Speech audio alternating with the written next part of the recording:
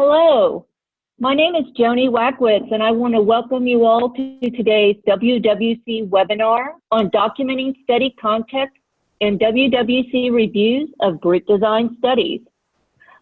Before we start, I want to quickly review some of the features that are available to you during the webinar. You will see a toolbar either at the top or the bottom of your screen. If you don't see the toolbar, just hover your mouse kind of at the middle of the top or the bottom of your screen, and the tool should appear. One of the tools you'll really find useful is the chat box, and if you click on the chat icon, it will open a box, and you can provide any questions that you have during the webinar. Just type them in at the bottom of that chat box, hit enter, and they will be posted. And there's a little drop-down blue box where you can indicate whether you're sending your questions to an individual or to everyone or to the panelists. And if you have any technical issues, please let us know in the chat box as well. Also, we will be posting some related resources in the chat box, so that's a useful feature to keep your eye on. To adjust your audio, at the far left of your toolbar, you will see something that says either audio or mute. And there's a caret next to it. Just click on that caret and you can adjust your audio settings.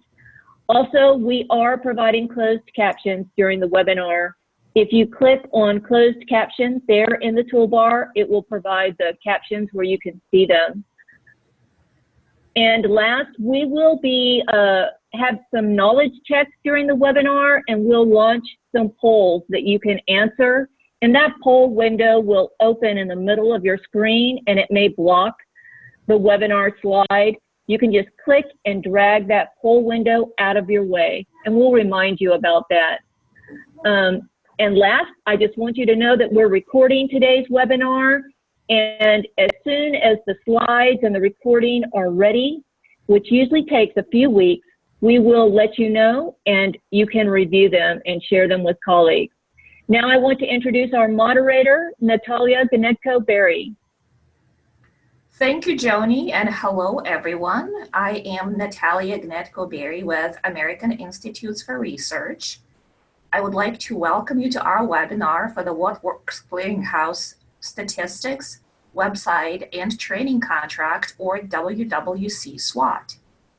The focus of today's webinar is on documenting study context in WWC reviews of group design studies. Sharing their expertise with us are two presenters. Our first presenter is Dr. Jim Lindsay, who's a principal researcher at AIR. Since he was first certified as a WWC reviewer in 2011, he has conducted WWC reviews in numerous topic areas and has participated in review teams for WWC's practice guides, quick reviews, and intervention reviews. From 2013 to 2018, he also served as lead methodologist for the teacher training, evaluation, and compensation topic area. Dr. Lindsay currently leads the peer review task for the WWC SWOT contract. Dr. Ginger Stoker is our next presenter. Dr. Stoker is a senior researcher at AIR. She has been a WWC certified reviewer since 2012 and has conducted WWC reviews in several topic areas.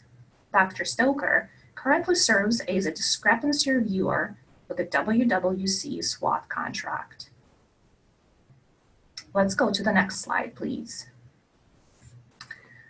On today's webinar, you will learn about the types of context information that should be recorded in WWC reviews of group design studies.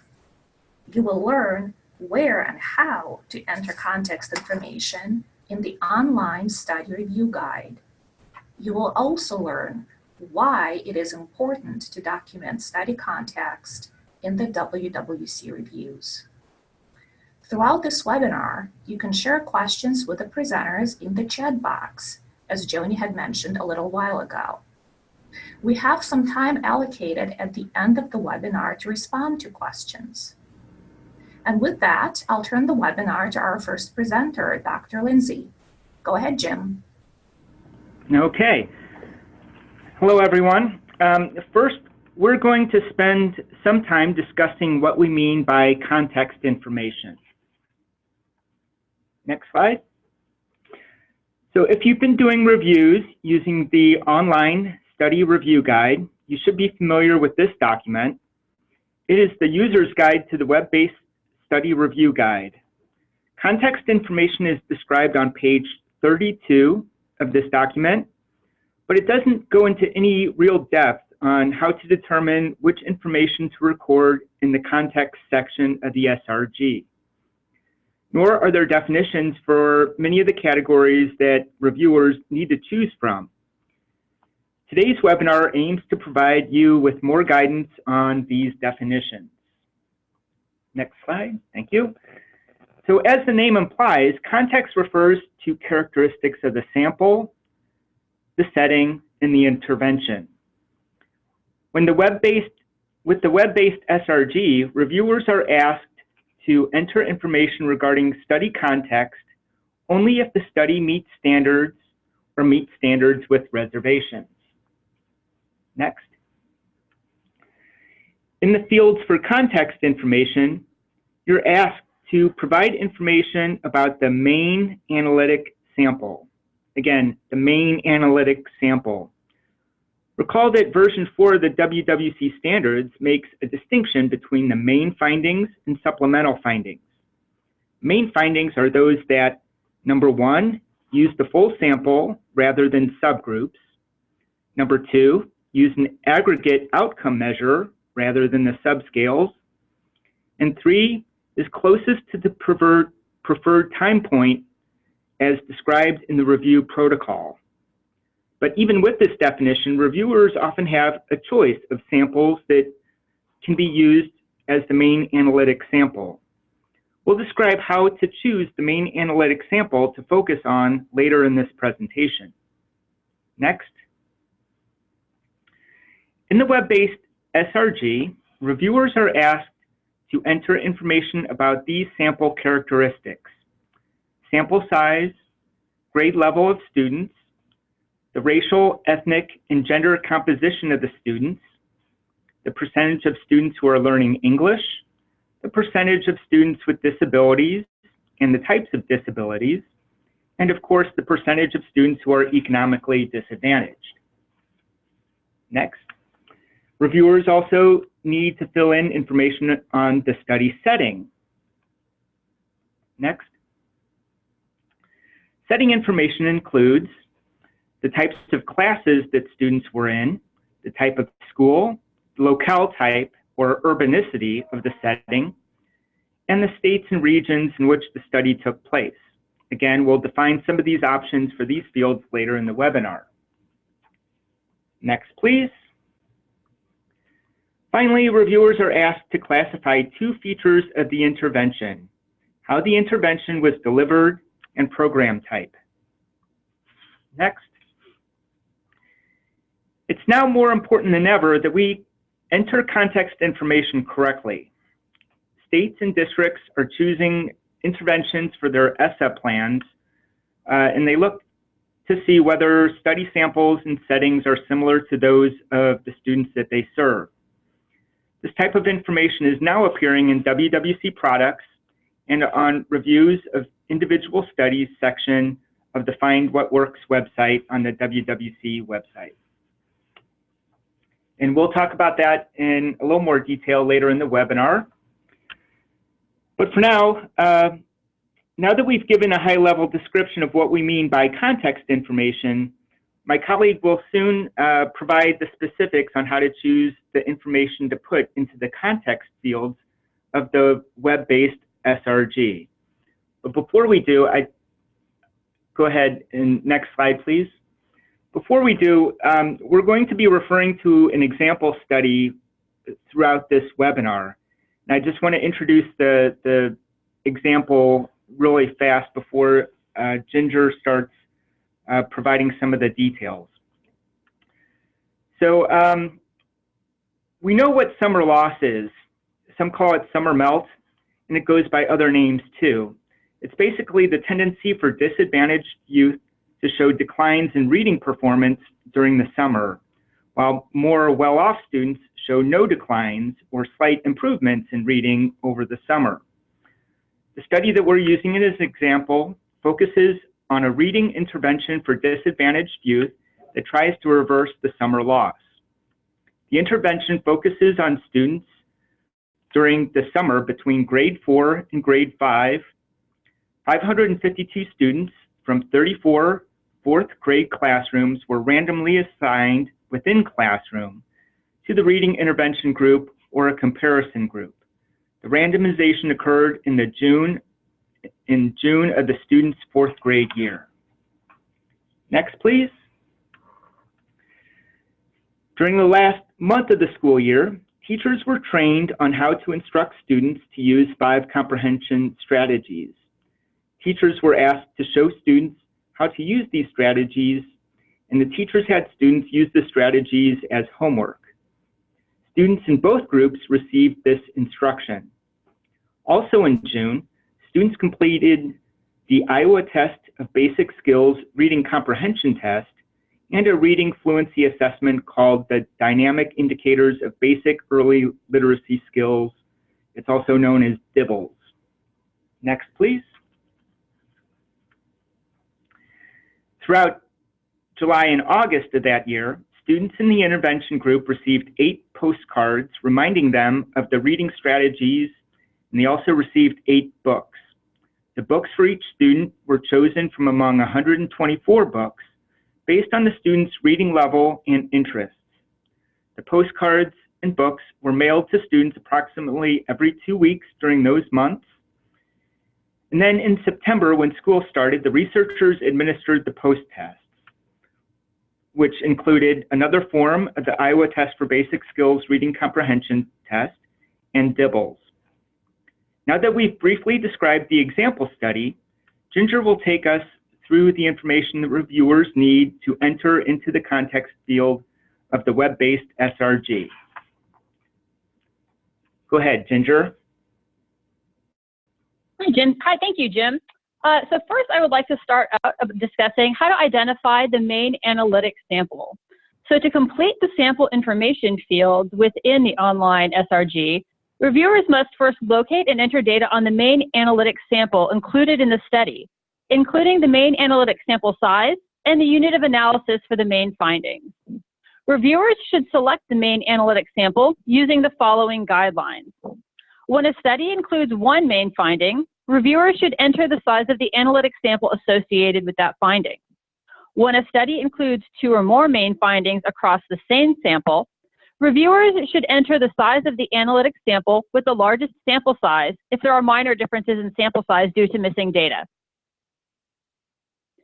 When a study includes 2 or more main findings across different samples, for example, when a study contains more than one treatment or control group, reviewers should aggregate across all unique groups. Okay, so returning to the summer reading study, the sample information is provided in 2 places in the article. The size of and demographic characteristics of the baseline sample are provided in the methods section of the study. Next, and information about the sample used in the analyses of the Iowa Test for Basic Skills scores and the DIBELS reading fluency scores appear in the results section. As you'd expect, the sample sizes pre and post don't match, nor do the sample sizes for each of the analyses. How do we know what samples to enter into the SRG? Next, please. First, we'll want to enter the sample size for the entire analytic sample, not the baseline sample. And we'll choose the sample size that is largest. In this study, post-test reading comprehension scores were gathered from more students, that is 486 students, than were collected on the DIBELS fluency rates. Therefore, we'll enter 486 into that field for the sample size.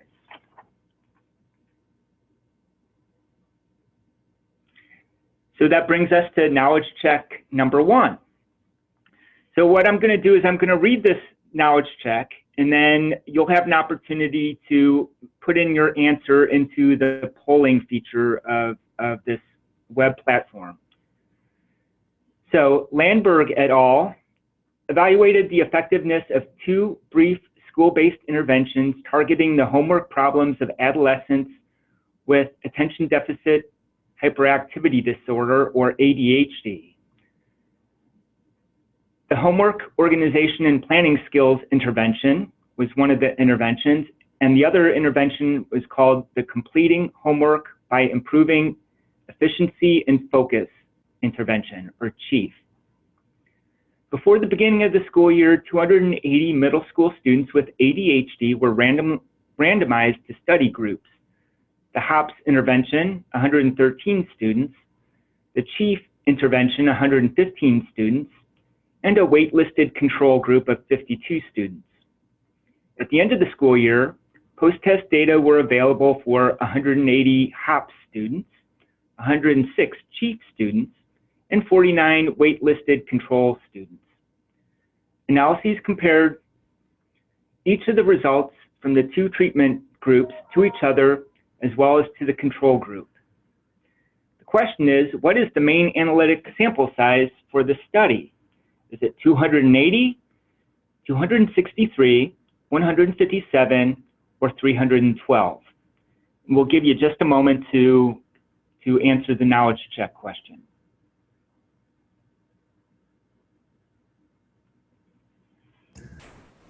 And I just wanted to give a quick reminder that if the polling feature is covering your screen, you can move it by yourself so that you could see the numbers that Jim had just listed.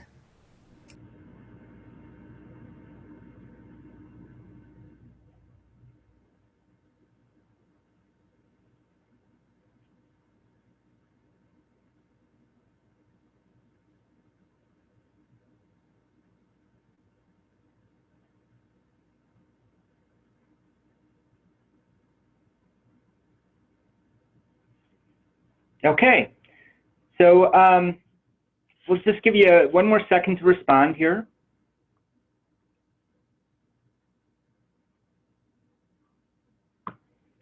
Okay, so the correct answer here is B.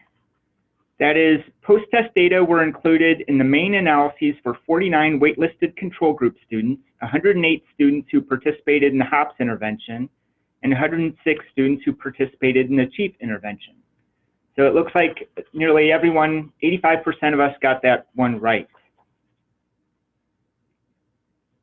Next, please.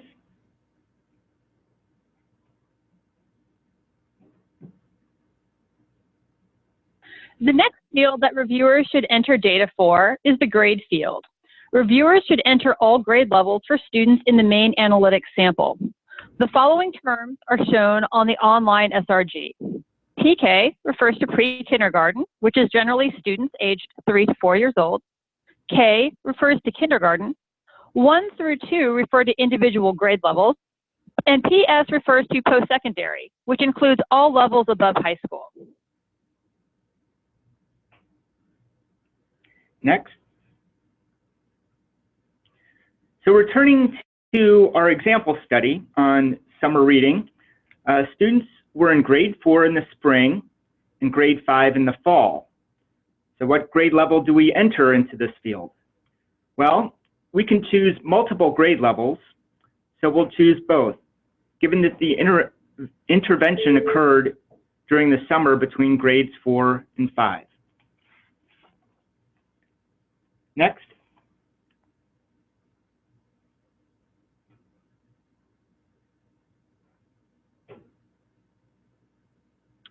Reviewers will next complete the race field. To complete the race field, reviewers should enter the percentages of the analytic sample who are the following: Asian, Black, Native American, Pacific Islanders, white, or not specified.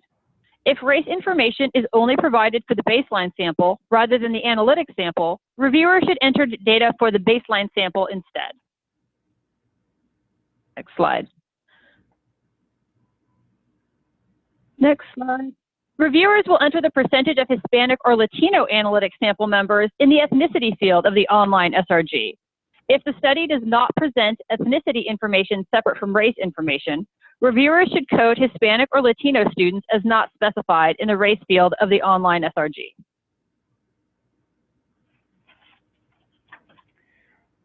All right, and back to our example here. In the summer reading study, information about racial composition is provided for the baseline sample in Table 1. But we can also calculate the percentage of students in the different racial categories based on the tables of findings in the results section. The results section also provides overall findings and findings by race-based subgroups and the ends for those findings, or the sample sizes for those findings. Therefore, we can calculate the percentage of students representing each racial group in the analytic sample by dividing the sample size for the racial group results by the sample size for the overall results, and then multiplying by 100. We do this for findings for the outcomes with the largest sample size. Next. So in the field for percentage of students who are Asian, we enter the sample size for the analysis using only Asian students and the sample size for the overall sample. And we find that 17% of the analytic sample was composed of students in the Asian racial group. Next, thank you. We can do these calculations for all the racial groups, but what about students in the Latino column? Latino is considered an ethnic group, not a racial group. And so we add the number of students identified as multi-ethnic, that's in the table note of that table that's on the right side of your screen, and the sample size for Latinos.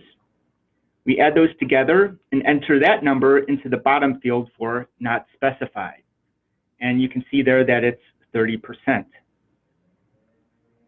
Next.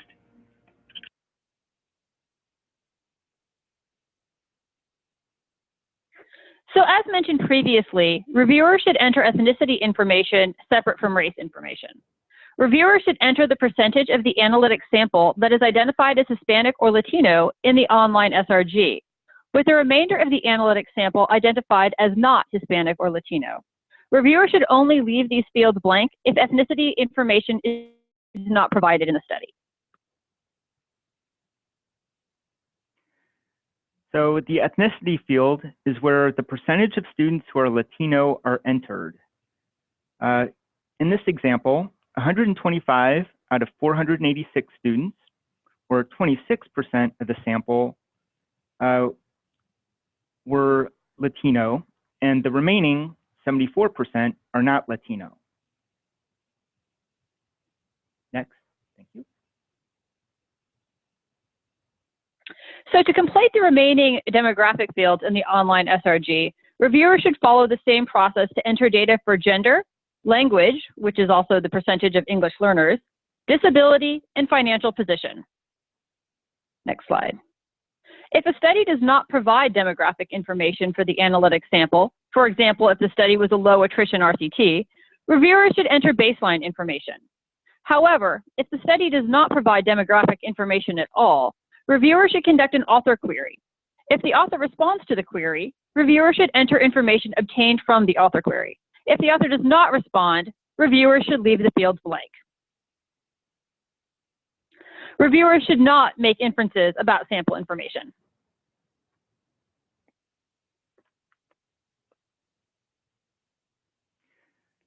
So in the summer reading study, there are no subgroup analyses provided for gender, language, disability, or financial position.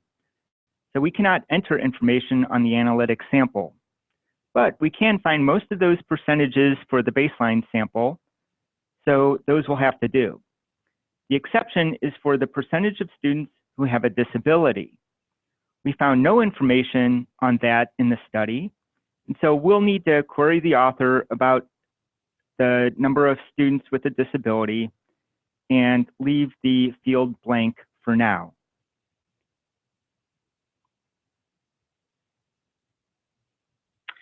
So the next set of fields on the online SRG cover the study setting. Reviewers must locate information included in the study describing the study setting, including these class type, the school type, urbanicity of the study locales, and the regions and states in which the study was conducted. The first setting field is class type. Reviewers should identify class types using the following guidelines. An inclusion classroom is one where students with disabilities are present alongside students without disabilities. A general education classroom is one that does not include students with disabilities. Reviewers can select both categories if the study includes both inclusion and general education classrooms. Next slide. If the study does not provide class type information for the analytic sample, reviewers should enter baseline information. However, if the study does not provide class type information at all, reviewers should include this in their author query request, and reviewers should only leave the field blank if the author does not respond to the query. As our general reminder, reviewers should not make inferences about context information. The next study setting field is school type. So reviewers should select all school types included in a study. Reviewers should identify and select the school types using the following guidelines. So for studies that include pre-K students, reviewers should identify if the students are in a center or a school. Pre-K takes place in a center if the learning environment or building is exclusively pre-K, where administration and specialists within the center focus specifically on pre-K. Pre-K takes place in a school if the pre-K environment is embedded in a school that also serves other grade levels. Administrators and specialists within the school do not focus exclusively on pre-K. So for studies that include students in a kindergarten through grade 12, reviewers should identify if students are in public, private, parochial, charter, magnet, or Title I schools. A public school is funded primarily through public money and is overseen by the state. A private school is one that is funded through tuition from students' families or other non-public sources and does not have state oversight. A parochial school is a private school that is affiliated with a religious institution. A charter school is a publicly funded independent school established by teachers, parents, or community groups under the terms of a charter with a local or national authority. A magnet school is a public school that offers special instruction, generally around a theme such as math, science, or world languages, that is not available at other schools in a district. And a Title I school is a public school that receives federal funding because it serves larger concentrations of low-income students. For studies that include students in post-secondary, reviewers should identify whether students are enrolled in 2-year, 4-year, public, private, for-profit, or non-profit colleges. A 2-year college offers professional certifications and associate's degrees. These are often called community colleges or junior colleges. A 4-year college or university offers bachelor's degrees and may also offer graduate degrees. A public college is one that is publicly owned or receives significant funding from a state.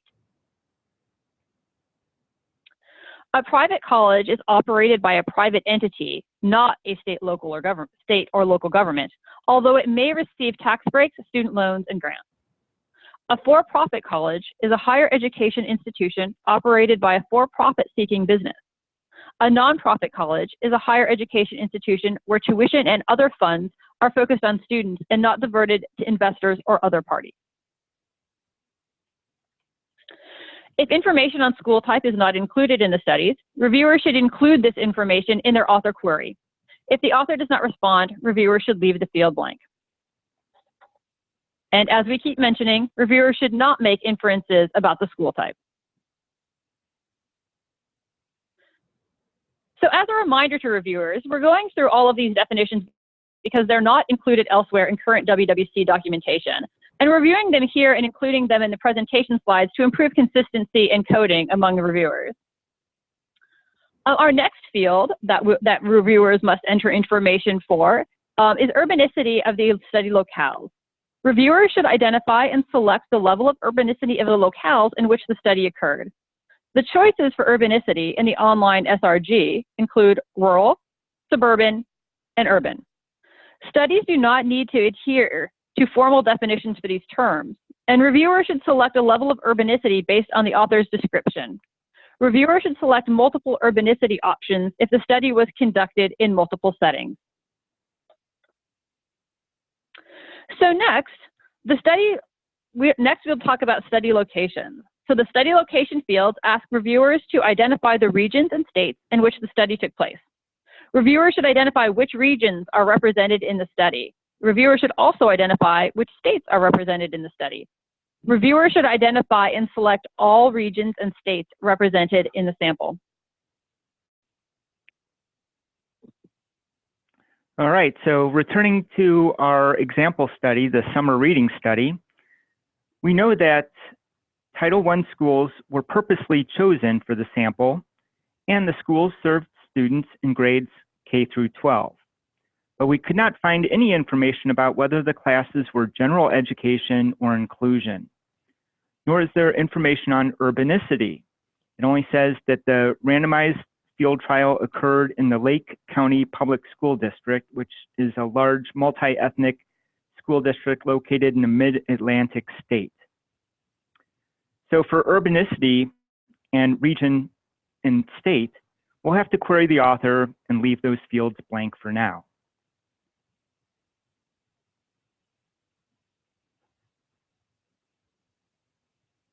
So finally, reviewers must indicate whether or not the study is multi-site. A study is considered to be multi-site if the study is conducted in more than one state, district, school, or campus. For example, reviewers should select yes if the study was conducted in more than one school, and no if the study was conducted in a single school. If the number of states, districts, schools, or campuses is ambiguous, reviewers should include this information in their author request, in their author query. So, the remaining context fields on the online SRG require reviewers to enter information regarding the intervention implemented in the study. To complete the intervention information fields, reviewers must locate information included in the study describing whether the study is multi-site, as well as methods of delivery and program types included in the study. The first intervention field is the delivery method for the intervention.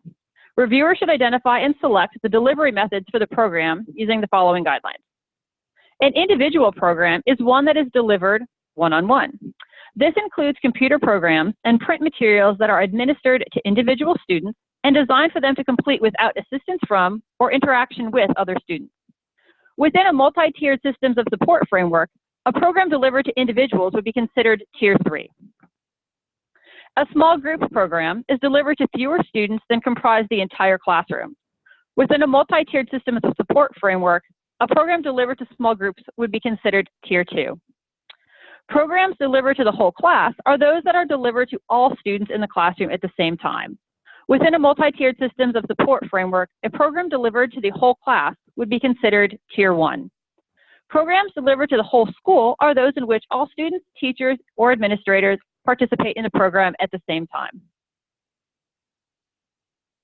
Reviewers should select all delivery methods that apply to the intervention. Interventions may have multiple components with some school-wide activities and some small group or individual activities as well.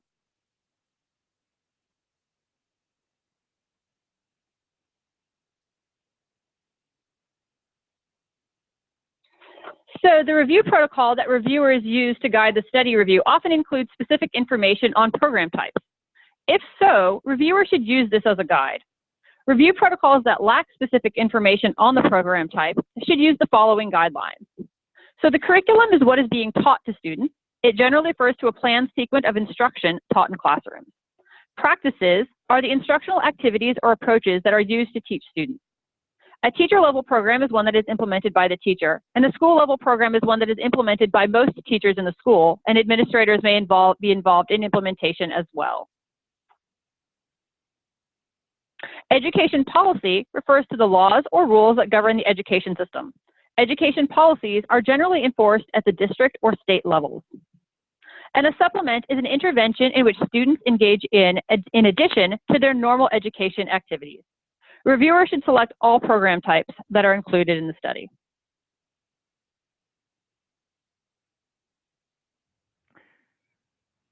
So in the summer reading study, the study says that students come from multiple schools, so we answer yes for multi-site. For the delivery method, recall that the intervention consists of the postcards that students receive and the book that is specifically chosen for them. We therefore chose individual as the delivery method. For program type, because the intervention occurred during the summer, we classified it as a supplemental program. Next, please.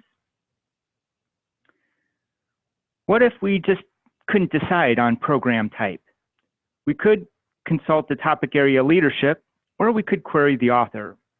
Until we receive a verdict from topic area leadership or information from the author, we'll leave it blank because, as we've said several times throughout this presentation, we do not make inferences. That brings us to the second knowledge check question. Fuchs and colleagues examined the effects of a reading comprehension intervention called COMP alone and in combination with a working memory training component called WCOMP. The intervention was administered to students from 50 classrooms. Eligible students with reading difficulties were randomly assigned in pairs to one of three conditions: COMP, WCOMP, or the comparison group. For each of 14 weeks, students in both treatment conditions received tutoring 3 times per week. The first 2 tutoring sessions of each week lasted 45 minutes and were delivered to pairs of students. The third session of each week lasted 20 minutes and was delivered to students individually. Which delivery methods best describe the intervention? Individual, small group, whole class, or whole school? Go ahead and make your answers, and we'll revisit this in a second.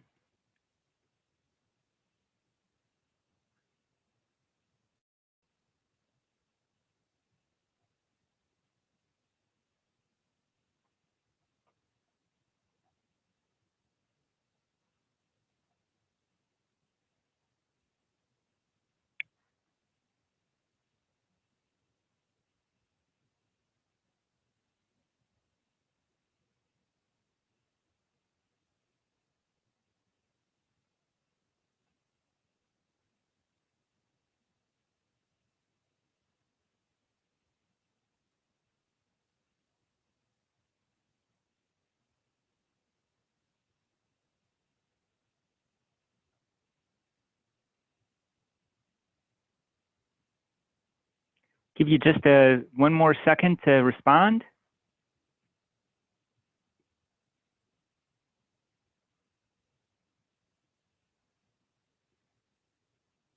Okay, next slide, please. Let's see what the answers are. So the correct answers were A and B. The interventions were administered to pairs of students during the first 2 sessions each week and individually during the third session each week. So this was kind of a trick question because we could choose multiple options for this study. Next, please. This brings us to knowledge check number 3. Summer and colleagues examined the impact of the 9th grade academies on student outcomes. These academies for grade 9 students are self-contained learning communities that operate as schools within schools. Components of the intervention include a designated separate space within the high school, a grade 9 administrator who oversees the academy, a faculty member assigned to teach only 9th grade students, and teachers organized into interdisciplinary teams that have both students and a planning period in common. What is the program type for this intervention? Is it a practice, curriculum, policy, or school level? Go ahead and make your answers now.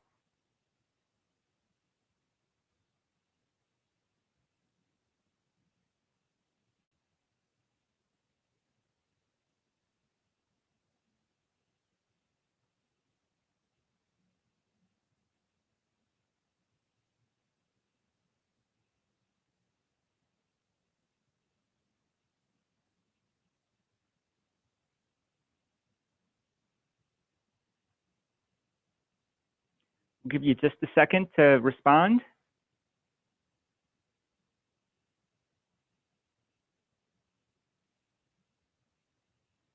Okay, next slide, please. D is the correct answer. The intervention is implemented as a school-level reform model. Next slide, please. So, over the last 40 minutes or so, we've been providing definitions and guidance on how to decide which information to enter into the context fields. But you might be asking, why should we care? Next slide, please. Previously, as we wrote WWC intervention reports, we used context information in two places. Next. First, we used it to fill in that all-important table number 1, which provided the overall summary of findings. Next. And recall that sample size information was used to determine the extent of evidence, which it was classified as medium to large or small. Next, please. We should note that the extent of evidence classification is changing in the next version of the WWC standard, so stay tuned. The context information also was provided in the descriptions of the studies in the effectiveness summary section and in Appendix A, which had a more detailed description of each study. Next, please. But as we said earlier, context information is becoming more important to states, districts, and schools as they try to determine whether the evidence for an intervention is strong, that is, the sample and setting are similar to that in which the intervention is to be implemented. Next, or moderate, whether the evidence is moderate, such as when the study includes a similar sample or a similar setting. Next, please.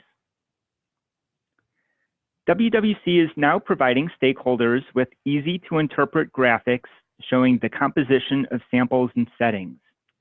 This is from the Reports of Individual Studies section of the Works Clearinghouse website.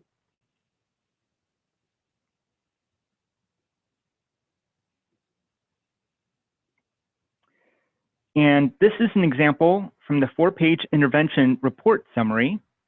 Sample information also will appear in the 1-page intervention report snapshots. Next.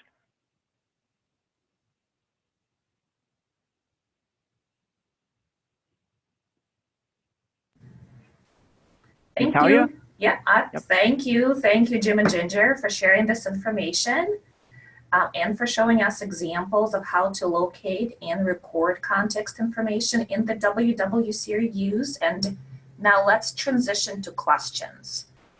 We received questions during the registration process, and we received questions during the webinar. So we'll begin with those that were submitted ahead of time, and then time permitting, we will get through some of the questions that were submitted during the webinar. So let's begin with this question. When two reviewers complete separate SRGs for the study, are they both supposed to complete the context section as well, or just the first reviewer?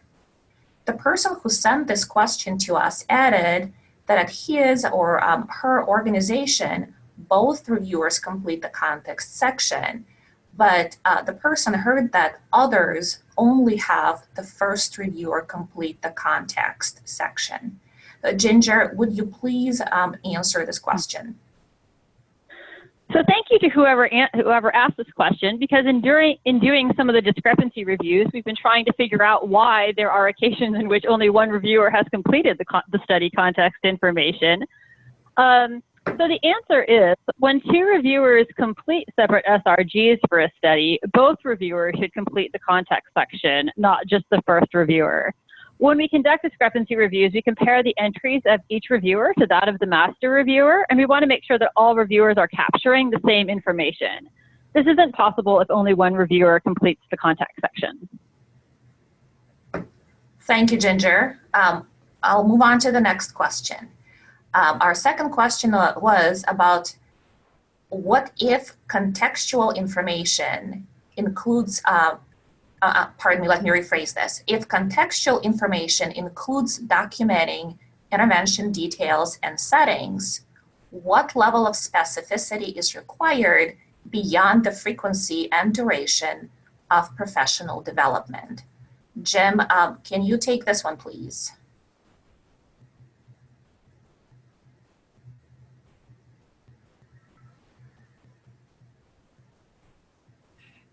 Jim, if you're talking, we cannot hear you. Thank you. So in the context section that we've been discussing today, we've presented information on all of the fields that exist in that section of the online SRG. They include the sample size, grade level, race, ethnicity, gender, language, disability, financial position, class type, school type, urbanicity, region, state, multi-site, delivery method, and program type. So you only document the study context information in those fields of the online SRG. Reviewers don't enter information about the frequency or duration of professional development in this section of the online SRG. This information is usually captured in the study design field included on the narrative screen of the online SRG. Thank you, Jim. We also received a few questions about study design. For example, questions about the common mistakes in choosing samples in the education survey. And we had a question about approaches to designing questionnaires for a study. Ginger, would you please take this question? Sure. So the Works Clearinghouse actually doesn't provide recommendations for designing and conducting studies as such. The WWC reviews research and determines which studies meet the WWC standards and summarizes the findings. So to conduct the reviews, the WWC follows the guidelines outlined in the WWC Standards and Procedures Manual. WWC guidelines focus primarily on internal validity. We recommend that researchers follow their best practices in their own fields with regard to sampling and questionnaire design to ensure internal and external validity of their studies. Thank you, Ginger. So now we have a little bit of time left, so let's address some questions that were sent to us during the webinar.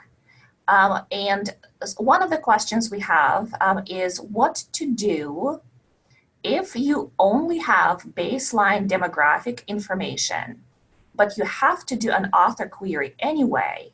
Should you query for analytic sample information? Jim, is this something you can answer, or maybe you, Ginger? Yeah, let me take a stab at this. So if you're going to do an author query anyway, I would go ahead and include questions about the analytic sample in that query. However, if you are not doing an author query anyway, I think using the baseline sample information would be sufficient for filling out the fields in the online SRG. Thank you for that. And now, Ginger, can you take this question? The person is asking if a reviewer should document in the notes when baseline information is used instead of the information for analytic sample. What is your recommendation? Yes, definitely. If you are going to be using baseline information instead of information on the analytic sample, that should definitely be noted in the notes field on the online SRG. Thank you. And in general, we had a lot of questions coming about an author query. So for example, a couple of questions were about the need for author query. So if a reviewer only needs context information, but already has all of the information to complete the review of the study, to give the study a rating, should the reviewer be completing author query for context information alone? And let me respond to that, Natalia. If there is information on the baseline sample, then you can go ahead and fill in the context information based on that baseline sample information. However, if there is no baseline sample information, go ahead and query the author to see if you can obtain that information on the analytic sample. Thank you. And one more question was about author queries, was whether you would do them for any type of review, including for practice guides.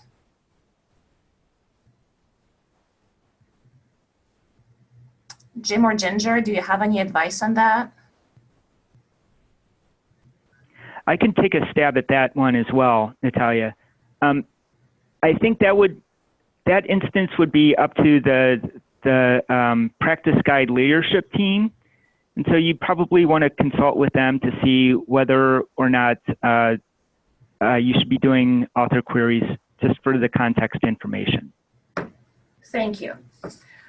We're running out of time for this webinar, and I think we've been able to address most of the question that we had in the chat box. But we're going to have to conclude the Q&A section for today. I would like to mention, though, that we will be posting an archive of today's webinar along with the Q&A document on the WWC website in a few weeks. And the Q&A document will include all questions, the ones that we're able to answer today, and the ones that we're not able to answer today. And we had one of the questions about whether or not the links that we posted in the chat box are going to be available after the webinar. And the answer to that is also yes. We'll make the links available to everyone. Also, I would like our audience to know that additional WWC webinars are in the making. To learn about the webinars offered by the WWC and IES and other news from the WWC and IES, please sign up to receive notices through the IES listserv. For today, we thank you for joining us, and thank you again, Jim and Ginger, for the presentation.